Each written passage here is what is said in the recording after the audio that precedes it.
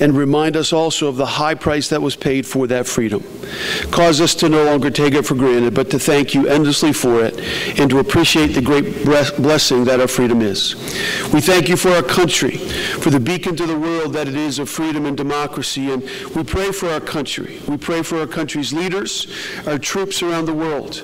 God, grant us your continued blessing, the blessing of wisdom for our leaders, protection for our troops, and for us, respect and appreciation for our great country and the flag that so beautifully represents that freedom that we live in each and every day. Bless this assembly program and use it to remind us all of how blessed we truly are. Please now pray aloud with me the Lord's Prayer. Our Father, who art in heaven, hallowed be thy name. Thy kingdom come, thy will be done, on earth as it is in heaven. Give us this day our daily bread, and forgive us our trespasses, as we forgive those who trespass against us. And lead us not into temptation, but deliver us from evil. For thine is the kingdom, and the power, and the glory forever. Amen. Please remain standing for our pledges.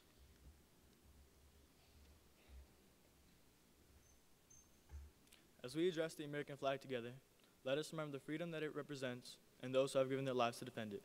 Let us pledge allegiance to the flag together. I pledge allegiance to the flag of the United States of America and to the republic for which it stands, one nation, under God, indivisible, with liberty and justice for all. Let us now say aloud our school pledge. I will keep myself physically strong, mentally awake, and morally straight. I will keep my standards high and help others to do likewise. In my relations with others, I will live by the golden rule, and I will speak the truth at all times. I pledge myself to honor and do all I can with my school, my country, and my God. You may all be seated.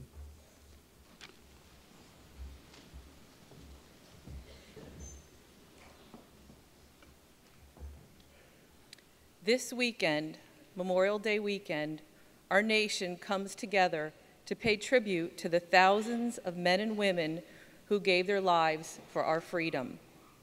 Today, as a Milton Hershey School family, we come together at a memorial tradition that started 64 years ago to ensure that our family members, 55 Gold Star alumni, Milton Hershey School graduates who died in service to their country will never be forgotten. Mr. and Mrs. Hershey modeled tremendously for us what commitment to mission means. Never giving up, dedication, loyalty, faithfulness, responsibility, obligation, and duty. This type of commitment stands true for those who selflessly served and died for our country. These 55 Gold Star alumni have earned and deserve our respect and remembrance. This is why we entered the assembly quietly and respectfully. We owe it to them to honor their commitment to our freedom. This is why we will remain respectful for the duration of the assembly and when departing. Applause will only be appropriate to thank our guest speaker, Andrew Carroll, and the adults in our Milton Hershey School family who have served or continue to serve our country. Would you please stand and be recognized at this time?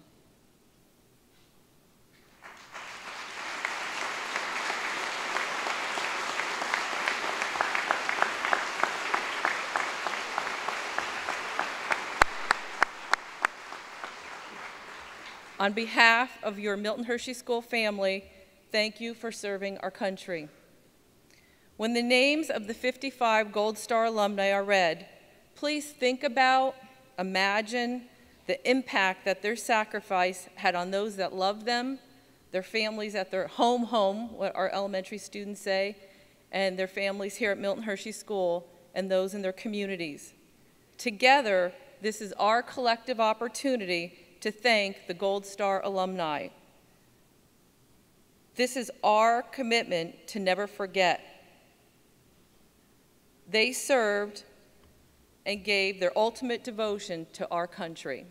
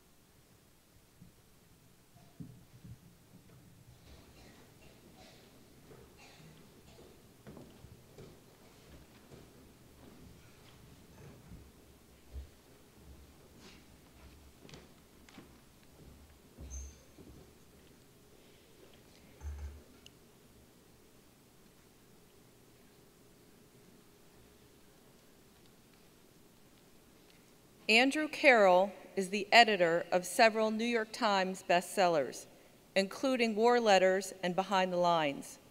Andrew also edited Operation Homecoming, Iraq, Afghanistan, and the Home Front in the words of U.S. troops and their families, which inspired the Emmy Award-winning film on the same name. In 1998, Andrew founded the Legacy Project, an all-volunteer initiative that honors veterans and active duty troops by preserving their wartime correspondence.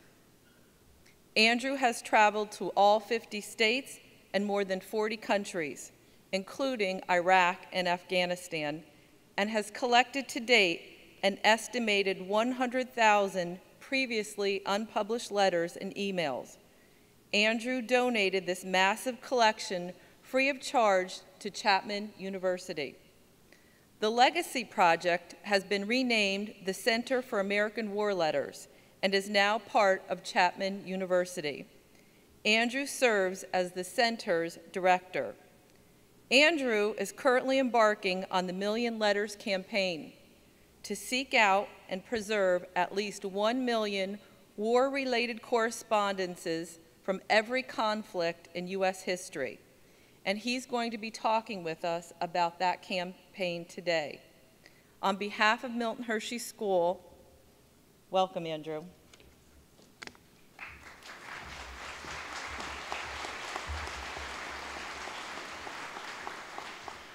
Good morning. Before I begin, two quick things. I really think that incredible music introduction from New Horizons deserves a round of applause. Thank you all so much. That was beautifully done.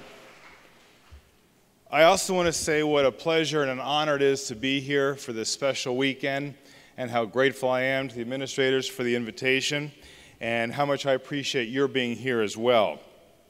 One quick thing before I begin. Just by a show of hands, how many of you all are related to somebody who is serving or who has served in the U.S. military? That's extraordinary. I actually had no military connections, and to be perfectly honest, hated history growing up in high school and in college. And then something remarkable happened. Our house in Washington, D.C., where I'm from, burned to the ground, and everything we had was lost.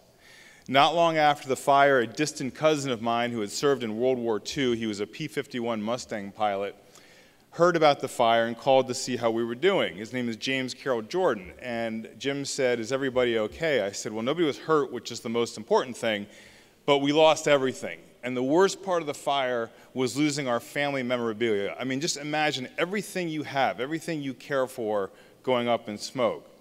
And Jim said, "You know, it's interesting you say that, because I was just going through my old World War II footlocker and looking at the things that I had written and sent home during the war, and I came across a letter that I completely forgot about, and I'll send it to you. This is the original, which I received not long after Jim and I spoke. And he wrote it when he was 23 years old. It's dated April 21st, 1945. And he begins it, this is to his wife. He says, "Dear Betty Ann, I saw something today that makes me realize why we're over here fighting this war." And he goes into graphic detail about walking through the Nazi concentration camp at Buchenwald, and how the camp had just been liberated. People were still dying in front of them because they were so malnourished or because of disease, and there was nothing they could do. And he talked about the trauma of seeing this place for himself. I called Jim back and I said, "You know, this is one of the most extraordinary things I've ever read, and of course I'll return it to you." And he said, "You know, just keep it." I probably would have thrown it out anyway. And that was the spark to start asking other veterans, "What do you do with your old letters?" And I was shocked by how many of them said that they had already thrown them away or lost them to neglect. So just through word of mouth, I started asking veterans to save their war letters. Years went by, and in 1998, about 20 years ago, I asked a columnist, a woman named Dear Abby, who I know people don't read newspapers much anymore, but she had a syndicated column, still does, if she could mention this effort I wanted to start to save America's war letters. And she agreed to write the column. It appeared in newspapers across the country. And 3 days later, the post office called, and that's where I'd set up a little P.O. box to receive mail. They were being inundated with bins and bins and bins of letters. And what struck me weren't just the war letters themselves, but the cover messages. These were the letters from the family members of the veterans saying why they were sending in these incredibly personal and sentimental letters to us. And I'll never forget, one woman wrote, "Dear Andy, I'm enclosing the letters that my brother wrote from Vietnam, and he's missing." But she made a point of saying he's not MIA, he wasn't a POW, he came home. But he was so traumatized by what he had seen in Vietnam that recently he walked out the front door of our house and we haven't been able to find him since. And she ended it with a sentiment that I would hear time and time again: I just want him to be remembered. What was on a slightly lighter note, not everything that we do is serious, what was important about the cover messages is that they gave background to the letters that wasn't immediately apparent. We received a letter from World War II. This is written from the Philippines in November 1944. And it starts out, "Dear Mom and Dad, so here I am in," and then the whole middle part of the letter is gone. And at the bottom it says, "Well, I hope so too. Love, Bill." This was written by a soldier named Bill Kaiser. And he added a P.S. The censors might cut out this letter. What I learned from his brother Ernie, who sent us the letter, is that Bill would take a piece of paper, he would write the first line, jump down to the bottom of the page, write the last line. He would cut out the middle, blame the censors, and it was only because he hated writing letters home and this was just easier. What was also so just breathtaking about the letters was the history they captured. This is a letter we have that starts out, "Dear Sis, it's 9:05 a.m. Sunday morning. We've been bombed for over an hour." He says, "I can hear our anti-aircraft guns yammering away, and every so often a bomb strikes so close as to rock this ship." He was trapped in the forward engine room, and his name was William Seiko, a young American sailor. You get a significance to the letter just by looking at the upper right-hand corner. December 7th, 1941, Pearl Harbor. He was inside a ship as the invasion was happening that launched World War II or got us involved in World War II. What's also so important to me about these letters is that they're one of the most egalitarian art forms there is. Anybody can pick up a pencil and a piece of paper and craft something that will resonate for centuries. And one of my favorite letters was actually written by a slave named Spotswood Rice. He escaped to freedom in 1864. He joined the Union Army. This, of course, is during the Civil War. And he realized, by just sheer coincidence, that his regiment was bearing down on the very plantation where he had been enslaved and where his daughter Mary was still in bondage. And he wrote this letter to his following master. And keep in mind that slaves who were taught to read or write could be tortured, executed, or it was that serious, the slave owners, that slaves not be educated. So with that in mind, this is what Spotswood Rice wrote to his master. September 3rd, 1864. "I received a letter from Caroline telling me that you say I tried to steal my child away from you. Now, I want you to understand that Mary is my child, and she is a God-given right of my own. We are now making up 1,000 black troops, and when we come, woe be to the slave-holding rebels, for we don't expect to leave them root nor branch. I offered once to pay you $40 for my own child, but I'm glad now that you did not accept it. You just hold on now as long as you can, and when I come after Mary, I will have a power and an authority to bring her away and to execute vengeance on those who hold my child. You will then know how to speak to me." Spotswood Rice. What's also so incredible about these letters is just the paper they're written on. This is an original letter from the Civil War. This was pulled off the body of a Confederate soldier at Chancellorsville by a Union soldier. This was not uncommon. After battles, the victorious troops would go through the battlefield. They would take out the money, the watches, anything of value from the dead, and sometimes even keep the souvenirs keep the letters as souvenirs. And this one, it might be hard to tell, is literally splotched with mud and blood. But probably the most vivid example of the life and death circumstances these troops were under was written by an American soldier at Anzio. Now, this is before the invasion of D-Day. This was in April of 1944. This was to liberate Italy from the Nazis. And this young soldier wrote a letter to a friend of his about a close call he had, how a shell had dropped right next to him but didn't explode. So he's telling his friend that by the grace of God, I'm still alive. He put that letter in his rucksack. Moments later, he was shot through the back. That's the bullet hole of the round that went through him and into the letter. Now, fortunately, he recuperated and survived. But again, it just gives you an idea of the life and death circumstances these troops are under. Another American soldier named Horace Evers also fought at Anzio. He made it through the entire war. And in May of 1945, just as the war is almost over in Europe, Evers and his unit are in Munich. And their command is to round up the Nazis and to arrest them as war criminals. This is probably the most historic letter we have. Evers and his men walked into this one apartment complex in Munich that was more luxurious than anything they'd ever seen. Gold chandeliers, carpeting, everything. And they realized, we've just walked into Adolf Hitler's private Munich apartment. Now, Hitler had killed himself in Berlin the day before, and in many ways, he considered Munich his true residence.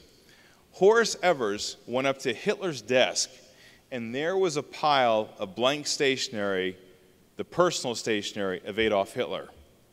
This is the actual piece of paper. On Hitler's stationery, Horace Evers wrote home to his parents about the horrors of the Dachau concentration camp.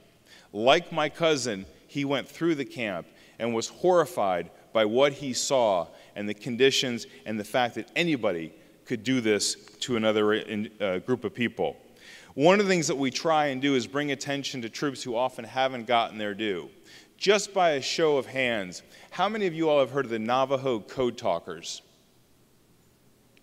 It's impressive. It's not a well-known story. During World War II, in the Pacific Theater, we used the Navajo language as part of our military code. And it was brilliant because it wasn't mathematically based like all other codes, so it could not be broken. So the code talkers who helped translate and to give instructions and so forth were invaluable, and every single one of them had a bodyguard. And their bodyguard had two responsibilities. The first one, of course, was to keep the code talker alive at all costs. But the second instruction was that if it seemed that the code talker was going to be taken prisoner, where he would then be tortured and eventually executed, the bodyguard's job was to kill him on the spot. These are just 3 letters from an extraordinary code talker named Wilson Price. And this first letter is from World War II, but what is so amazing about his collection is that we also have his letters from Korea and Vietnam. This man fought in 3 different American conflicts. One of the things that we also try and do is bring attention to civilians and what they've been through. This is part of a 14-page handwritten letter by a young woman named Anna Miller, who was also eyewitness to one of the most horrific days in American history. And Anna, she's writing to her parents soon after this has happened. And she tells it almost like a short story. And as she begins saying, we were in a conference room having a business meeting, and there were about 100 people in the audience and a speaker, and we heard this massive boom outside. And everyone stopped, and we started talking amongst ourselves, and we thought it was probably construction that had fallen from the building next door, because they saw scaffolding when they walked in.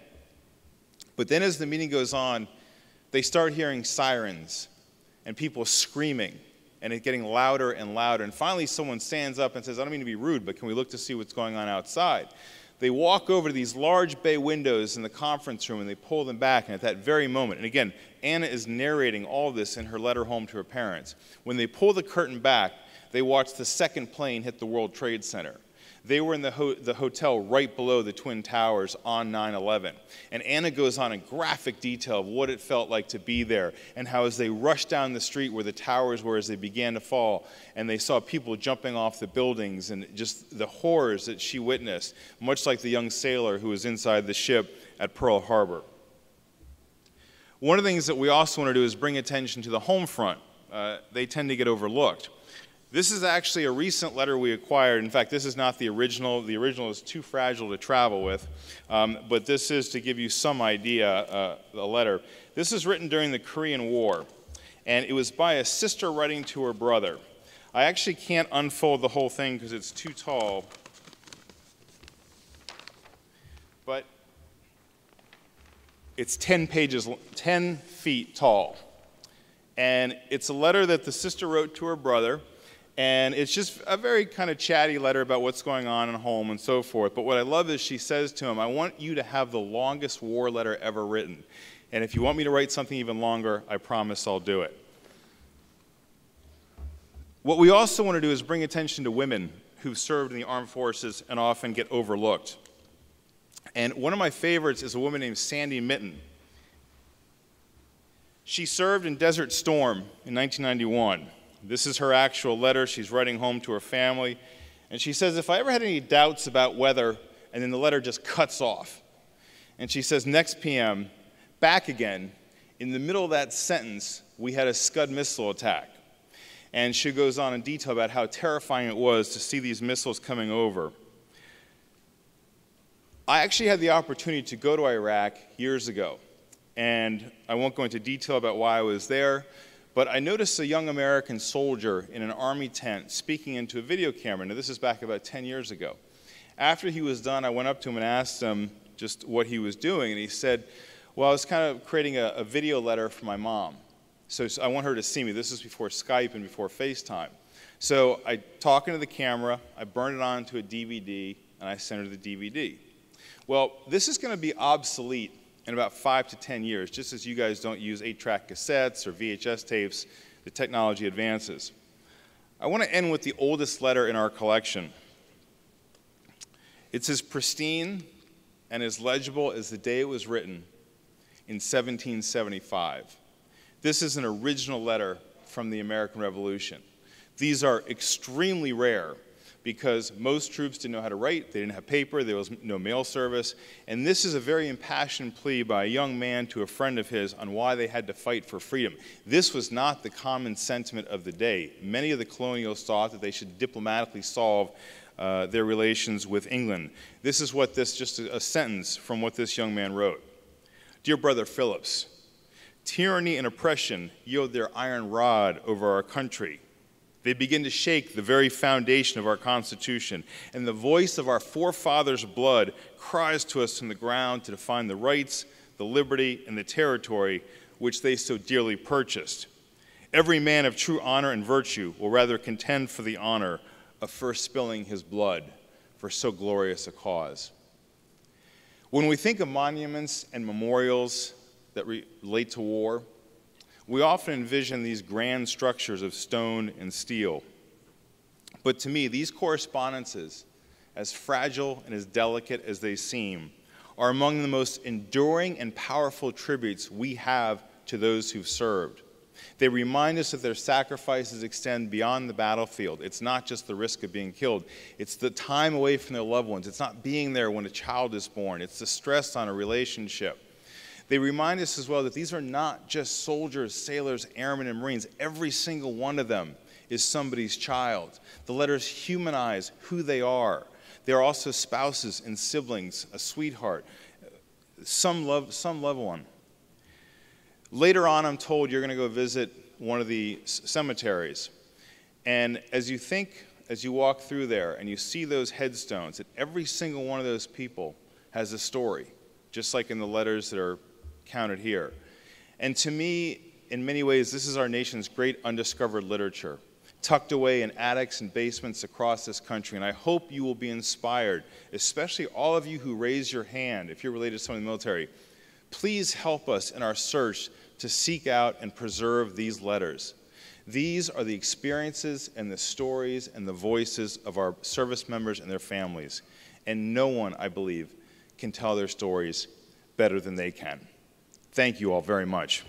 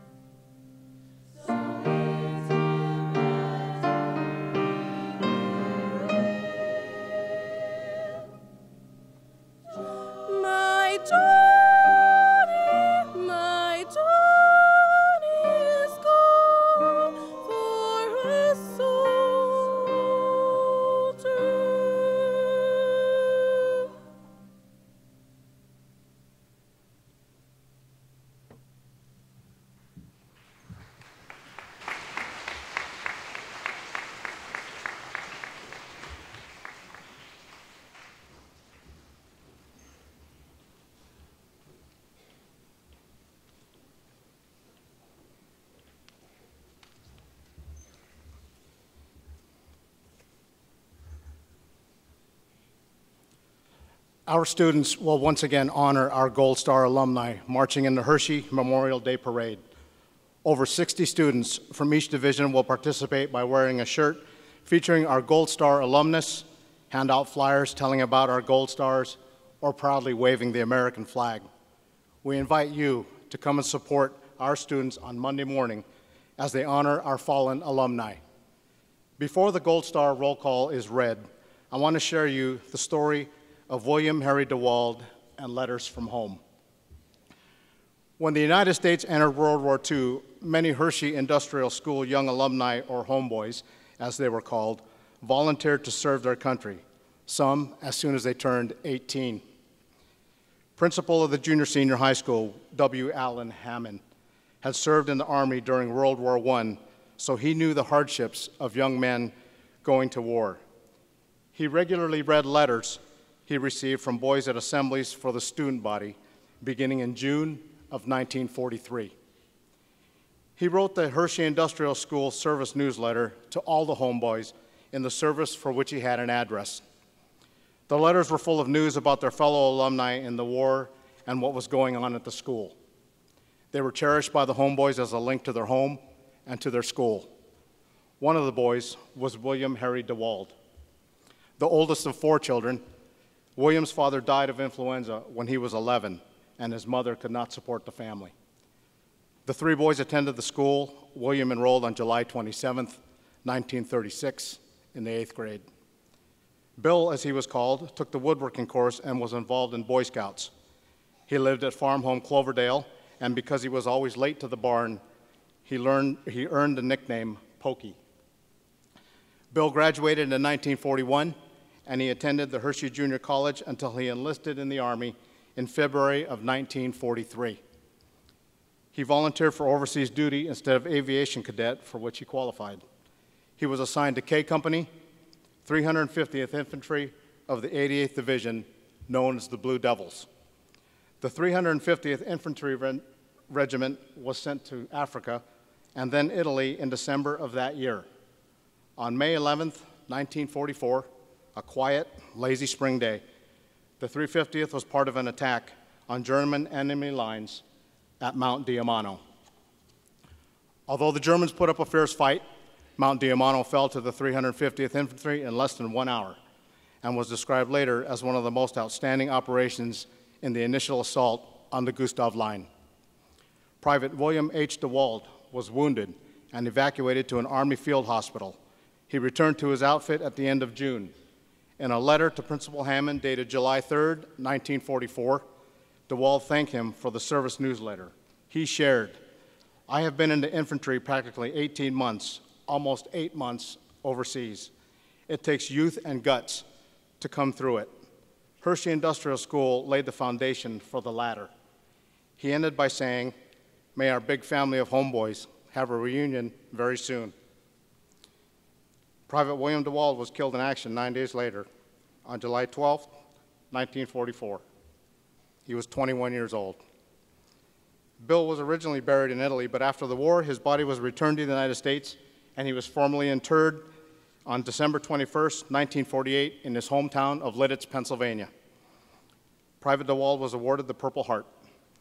When Principal Hammond wrote to Bill's mother requesting a photo of her son in uniform for the Gold Star poster, he said that he was grateful for Bill's fine spirit and attitude towards the Hershey Industrial School. She replied with thanks for kind sympathy that Bill was a wonderful, thoughtful boy and that no one could ever take his place in her heart. Mr. Hammond continued to write his service letters until the end of the war. In the last letter from October 1945, he wrote, "What a grand and glorious feeling to realize that the war is won and that you boys can now be assured of an earlier return to our beloved country that you have so nobly and effectively defended. To quote our alma mater, our praises unto thee rise to the skies. You have been loyal and true to your country and to the institution which gave you a home and a training for life. Along with William DeWall's mother, all of the homeboys, almost 1,000 of them over the course of the war, received comfort from Mr. Hammond's letters. And now, to honor our alumni who gave their lives for our freedom with a Gold Star roll call, seniors Isaiah Corsi, who will be joining the United States Marine Corps, and Enrique Hidalgo, who is considering the National Guard.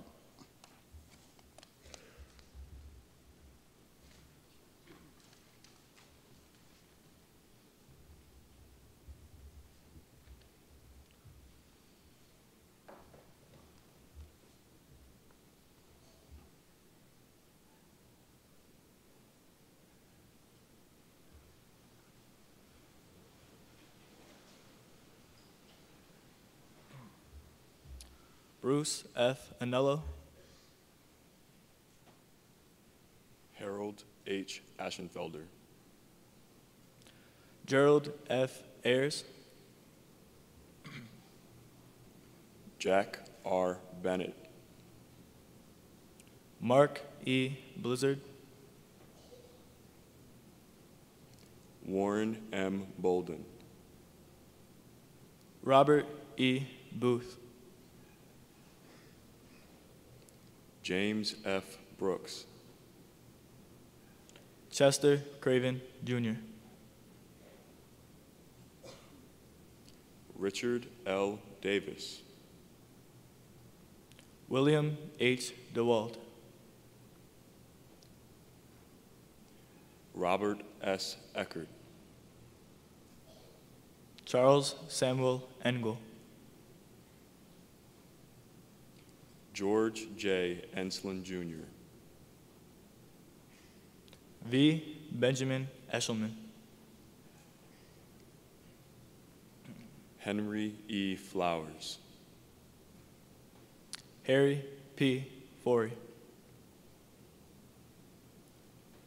William M. Furman, Jr. William J. Gorell.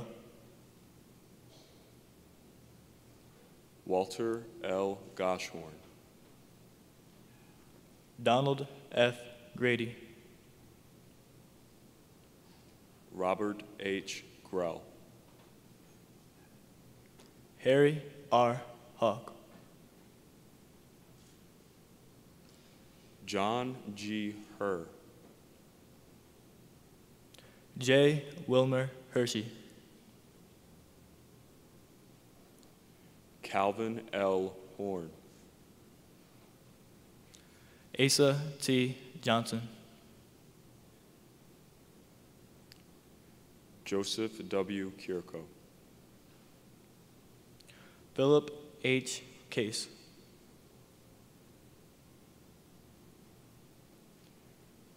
Ralph E. Lama.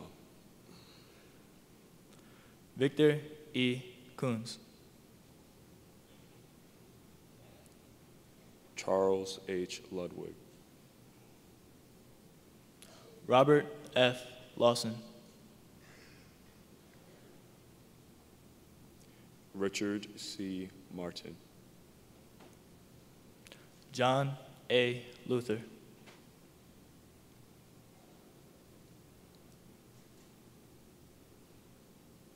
Eugene L. Maurer.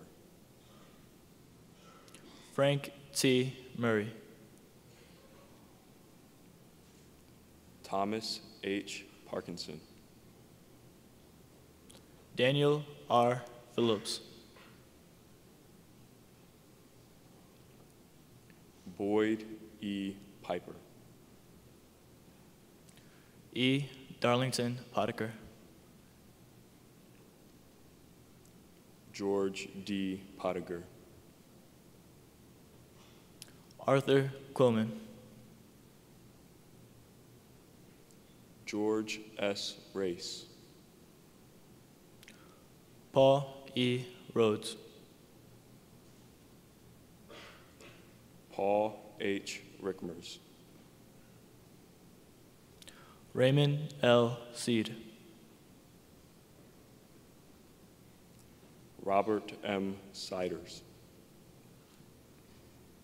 Christian G. Shyman. Robert E. Shuttlesworth. Joseph C. Smith. John C. H. Tice. William H. Wolfe, Jr.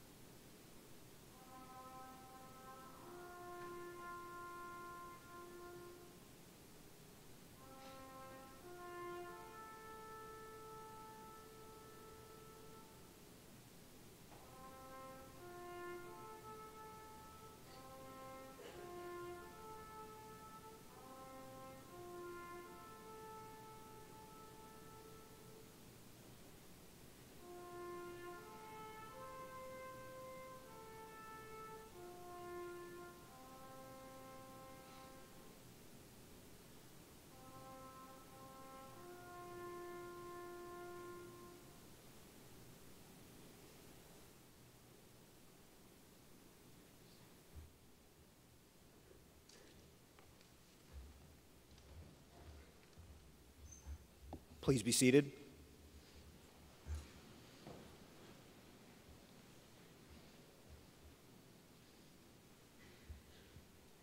Please remain silent as we begin our dismissal instructions. At this time, teachers from all divisions are dismissed. At this time, teachers from all divisions are dismissed.